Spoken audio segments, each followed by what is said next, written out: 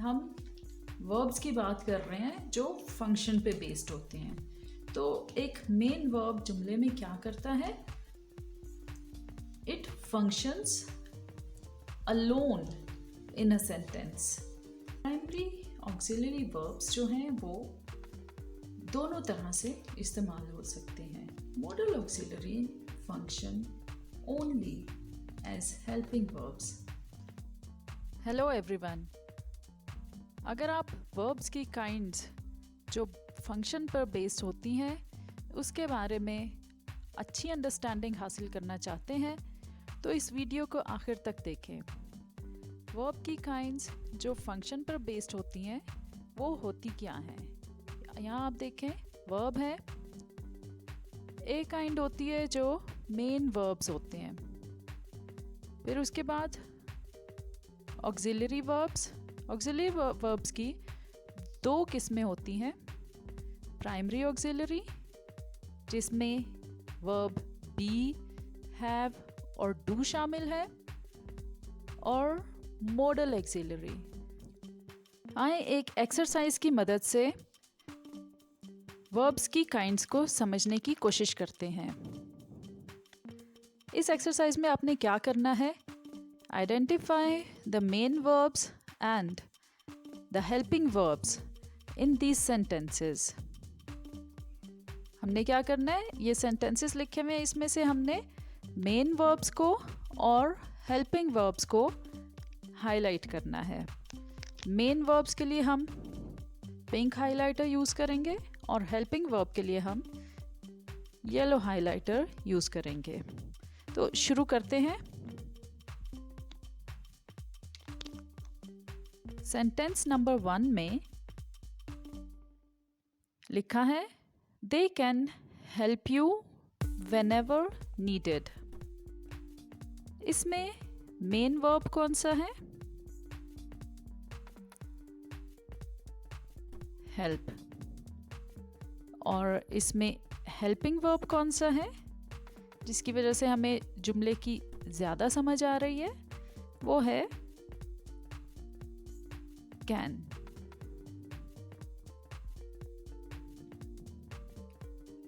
इससे हमें पता चल रहा है कि वो तुम्हारी मदद कर सकते हैं जब ज़रूरत होगी। दूसरा सेंटेंस है they could not complete the work in time. इसमें कुड क्या है? ये है हेल्पिंग वर्ब।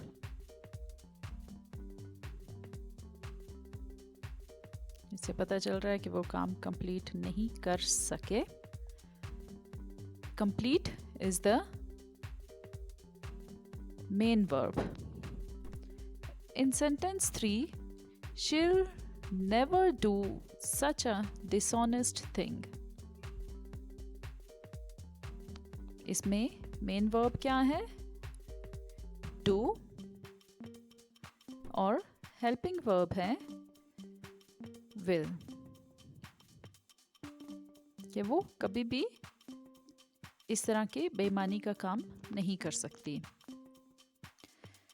सेंटेंस नंबर 4 में would you work on this project.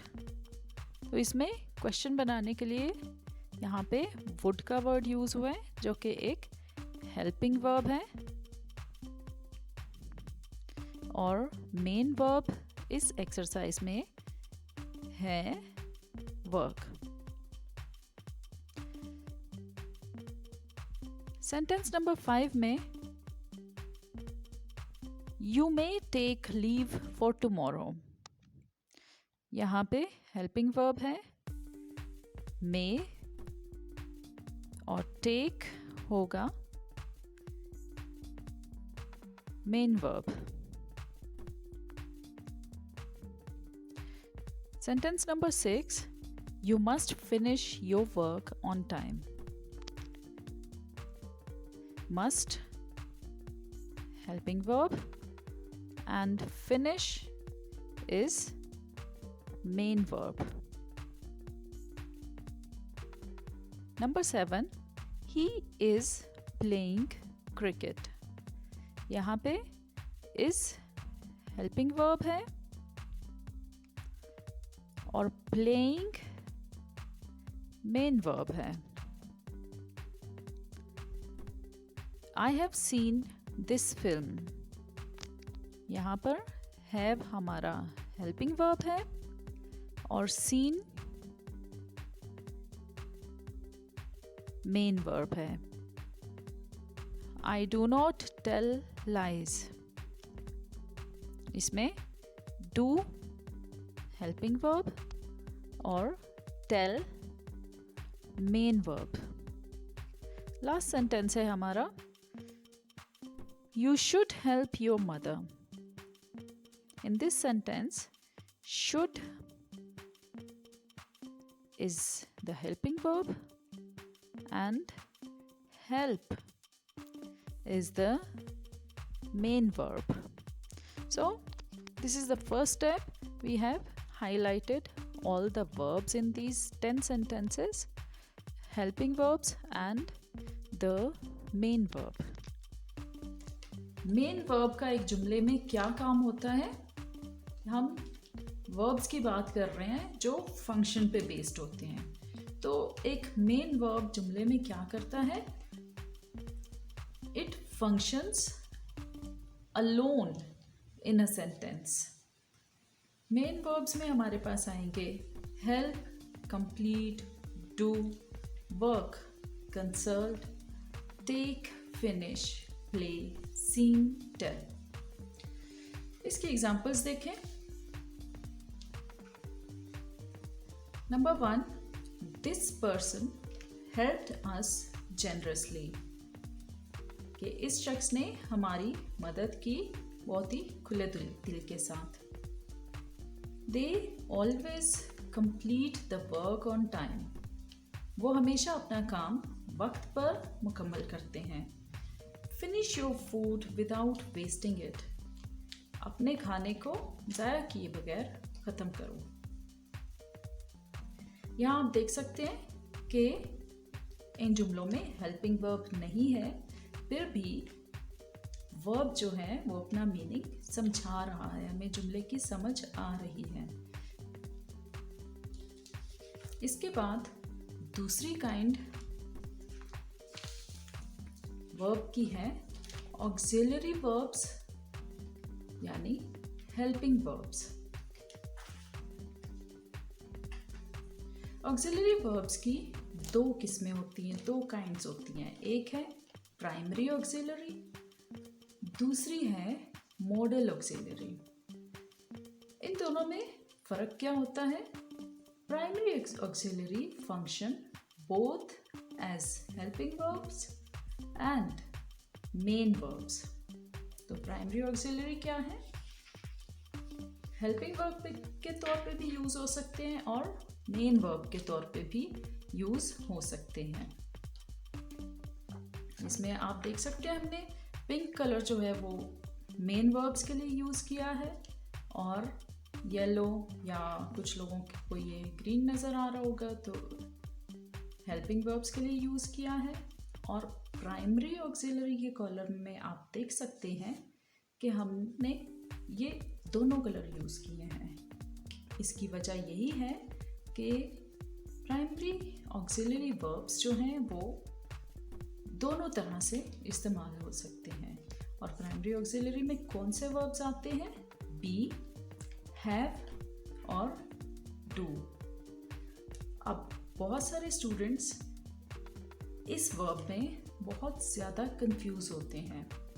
Verb B में अगर उनको कोई एक्सरसाइज दे दी जाए वर्ब बी यूज़ करने के लिए, तो बहुत सारे बच्चे जो हैं जो अच्छी तरह से इसको नहीं सीखते, वो कंफ्यूज रहते हैं कि इसको हम कैसे यूज़ करेंगे। तो कंफ्यूज होने की ज़रूरत नहीं है।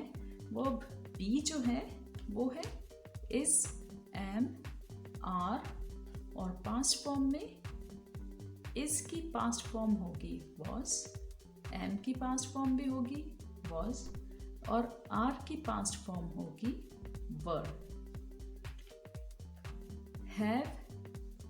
हैव के लिए आप सब जानते हैं कि थर्ड पर्सन सिंगुलर के लिए हम हैज़ का वर्ड यूज़ करेंगे, बाकी सबके साथ हम हैव यूज़ करते हैं, और पास्ट टेंस में हैज़ और हैव दोनों हैड बन जाते हैं। फिर हमारे पास है डू।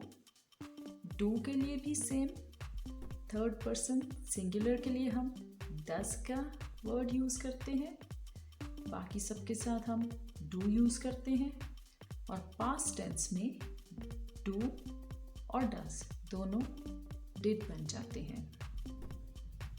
प्राइमरी ऑक्सिलरी की एग्जांपल्स देख लेते हैं कि किस तरह से ये मेन वर्ब के तौर पे भी यूज़ हो रहा है और हेल्पिंग वर्ब के तौर पे भी यूज़ हो रहा है। Where are you? यहाँ पे आर के बाद कोई और वर्ब नहीं आया, इस जुमले में सिर्फ एक ही वर्ब है और वो है आर, और आर क्या है? Verb B.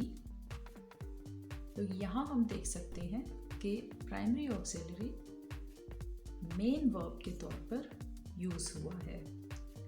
She did the job very well. यहाँ पर भी थर्ड वर्ब जो हमारे पास है प्राइमरी ऑक्सिलरी का वो है डू, जिसकी पास्ट फॉर्म है डिड, और सेकंड एग्जांपल में हमने डिड का वर्ड यूज़ किया है। इसके बाद भी कोई और वर्ब नहीं है, तो यहाँ पर भी डिड का वर्ड जो है वो मेन वर्ब के तौर पर यूज़ हुआ है। फिर हम कुछ और एग्जांपल्स देखते हैं। He has told me your secret. He has told me your secret. यहाँ पर has का वर्ड आया है, यहाँ आप देख सकते हैं have थर्ड पर्सन सिंगुलर के लिए has बन गया। इसके बाद एक और वर्ब आ रहा है जो कि इस जुमले का मेन वर्ब है। तो यहाँ पर has का फंक्शन क्या होगा? ये हेल्पिंग वर्ब है। तो आपने देखा प्राइमरी ऑक्सिलरी वर्ब्स जो हैं बी, हैव और डू हेल्पिंग वर्ब के तौर पर भी यूज़ हो रहे और मेन वर्ब के तौर पर भी यूज़ हो रहे हैं। I did not reply to his email. यहाँ पर भी मेन वर्ब जो है वो है रिप्लाई और डिड जो है वो है helping verb. He is playing cricket. यहाँ प्लेइंग मेन वर्ब है और इज हेल्पिंग वर्ब है। तो I hope it's clear for you now that primary auxiliary verbs are be, have and do, and they can be used both as helping verb and as main verb.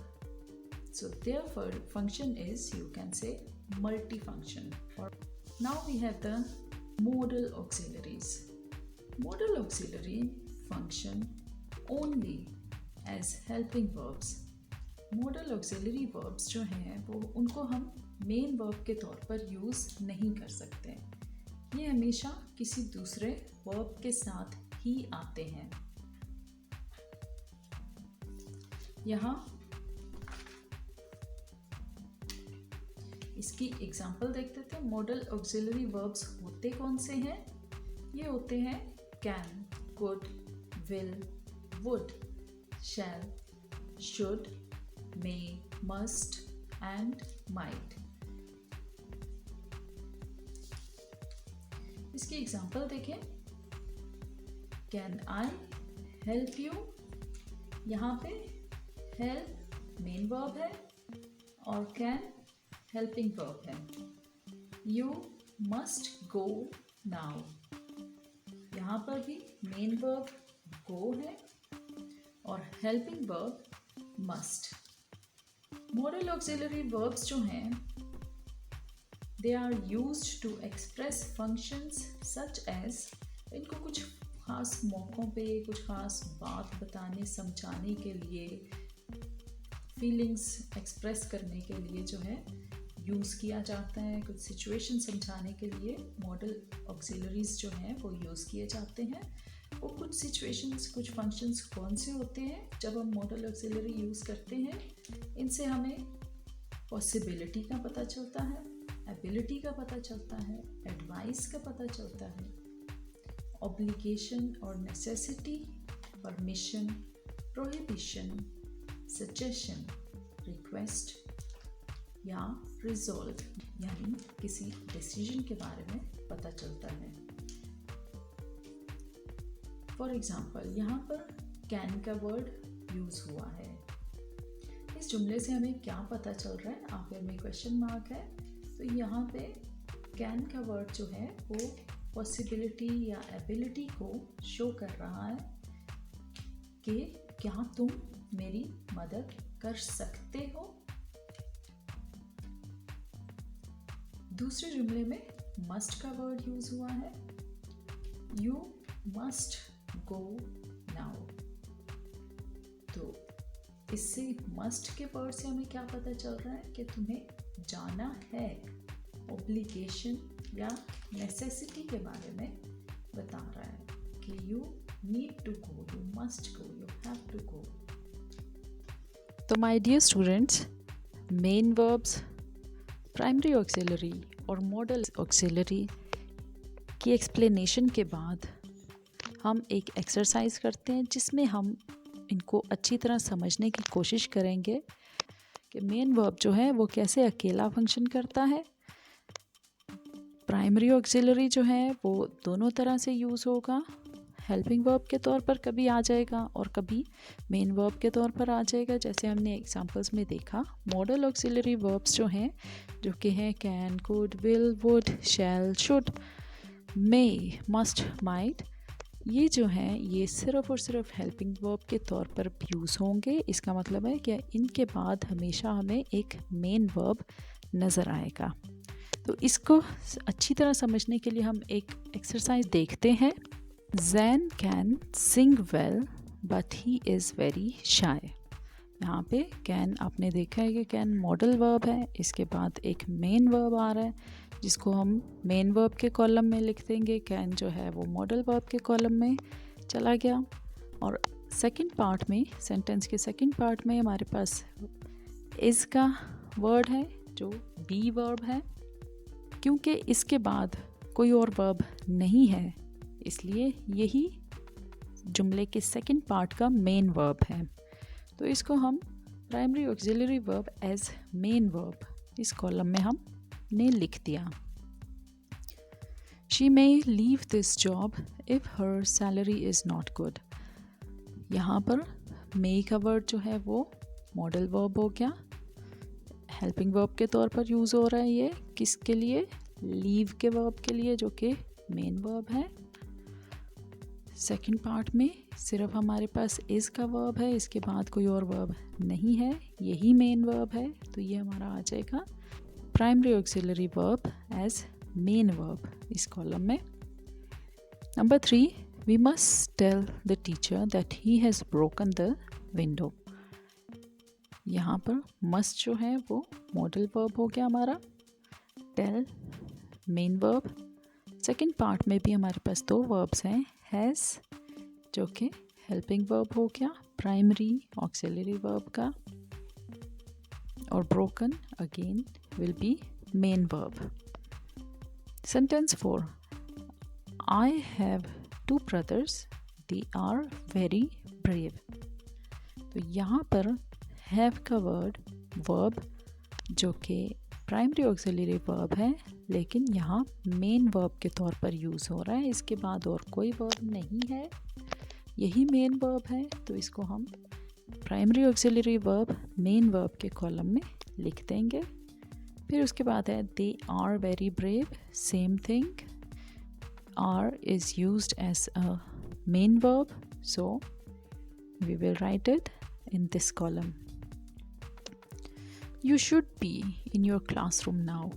Go in the classroom and listen to the lecture. इस जुमले में भी should का word जो है वो हमारे पास है मॉडल वर्ब, बी यहाँ पर मेन वर्ब के तौर पर यूज़ हो रहा है क्योंकि इसके बाद कोई और वर्ब आपको नज़र नहीं आ रहा। तो बी हम सेकंड कॉलम में लिखेंगे जहाँ पे primary auxiliary as main verb use होने वाले वर्ब्स हम लिख रहे हैं। सेकंड पार्ट में है go in the classroom and listen to the lecture. Go and listen दोनों जो हैं वो हमारे मेन वर्ब्स हैं। सेंटेंस 6 में Shayan could be waiting for us in the park. Shayan जो है वो हमारे हो सकता है कि हमारा पार्क में इंतज़ार कर रहा है। तो कुड यहाँ पे हो गया मॉडल वर्ब, बी यहाँ पे है हेल्पिंग वर्ब। ये था आज का लेसन। नेक्स्ट लेसन जो है वो हमारा सिर्फ और सिर्फ मॉडल ऑक्सिलरी वर्ब्स के बारे में होगा। हम इसको डिटेल से पढ़ेंगे, समझेंगे और इसको इस्तेमाल करना सीखेंगे। आज के लिए इतना ही। Good bye till next video and thank you.